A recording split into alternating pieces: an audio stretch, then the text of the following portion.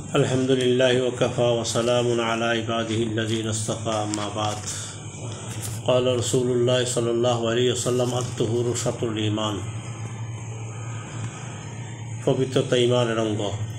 আমরা এই বিষয়ে আলোচনা শুরু করেছিলাম। আমাদের তৃতীয় পর্ব শেষ, এটা আমাদের চতুর্থ পর্ব। আজকে আমরা আলোচনা করব হাইজ ও নিফাস। যে সকল মেয়েদের বয়স 9 বছর থেকে 55 বছরের মধ্যে তাদের জরায়ু থেকে প্রস্রাবের রাস্তা দিয়ে যে রক্ত প্রবাহিত হয় তাকে হায়েজ বলে। আবার পড়ছি, যে সকল মেয়েদের বয়স 9 বছর থেকে 55 বছরের মধ্যে তাদের জরায়ু থেকে প্রস্রাবের রাস্তা দিয়ে যে রক্ত প্রবাহিত হয় তাকে হায়েজ বলে। উপরোক্ত বয়সের কম বা বেশি বয়সের নারীদের যদি রক্তস্রাব হয় তবে তা ইস্তিহাদা রূপে গণ্য হবে। সাধারণত এটা রোগের কারণে হয়ে থাকে। ইস্তিহাদার কারণে ওযু নষ্ট হয় কিন্তু গোসল ফরজ হয় না। এই অবস্থায় ইস্তিসওয়া জায়েজ আছে। হায়েজের সময়কাল। হায়েজের সর্বনিম্ন সময়কাল 3 দিন 3 রাত এবং সর্বাধিক সময়কাল 10 দিন 10 রাত। উক্ত সময়কাল থেকে কম বেশি হলে তা ইস্তিহাদার রূপে গণ্য হবে। হায়েজের রক্তের বর্ণ।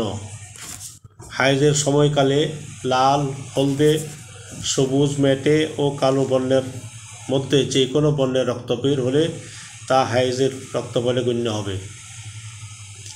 এরপর যখন থেকে রক্ত আসা বন্ধ হবে তখন থেকে মহিলা পবিত্র বলে গণ্য হবে এবং পবিত্র অবস্থায় সব হুকুম তার উপর বর্তাবে। হায়েজ চলাকালীন বিধান। হায়েজ চলাকালে নামাজ পড়া ও রোজা রাখা জায়েজ নেই। হায়েজ থেকে পাক হওয়ার পর রোজা কাদা করতে হবে, তবে নামাজ কাদা করতে হবে না। ফরজ নামাজ পড়া অবস্থায় হায়েজ দেখা দিলে নামাজ ছেড়ে দিতে হবে। পরে কাদা করা লাগবে না।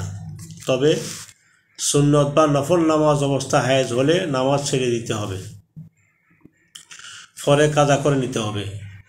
ফরজ রোজা রাখা অবস্থায় হায়েজ দেখা দিলেও রোজা ভেঙে ফেলতে হবে, তবে পবিত্র হওয়ার পর উক্ত রোজার কাদা করতে হবে।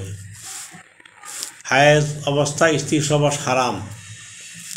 মসজিদে প্রবেশ করা, কাবা শরীফ জিয়ারত করা, তওয়াফ করা এবং কোরআন শরীফ তেলাওয়াত করা বা স্পর্শ করা নিষিদ্ধ।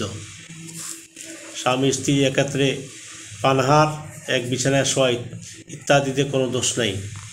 তবে দোয়ার নিয়তে কোনো আয়াত পড়া, দরুদ পাঠ করা, আল্লাহ তাআলা জিকির করা, ইস্তেগফার, অন্যান্য ওজিফা পাঠ করা জায়েজ আছে। নিফাস।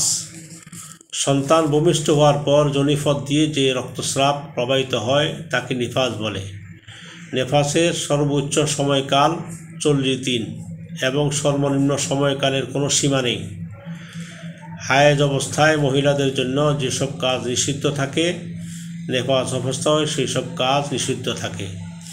নিফাসের সময় নামাজ মাফ হয়ে যায়, তবে রোজা কাদা করে নিতে হয়।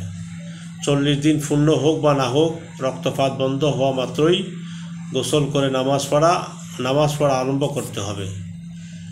আমাদের চতুর্থ পর্ব শেষ। আল্লাহ তাআলা আমাদেরকে যে কয়টা মাসালা এখানে আলোচনা হলো এগুলির উপরে আমল করার তৌফিক দান করেন।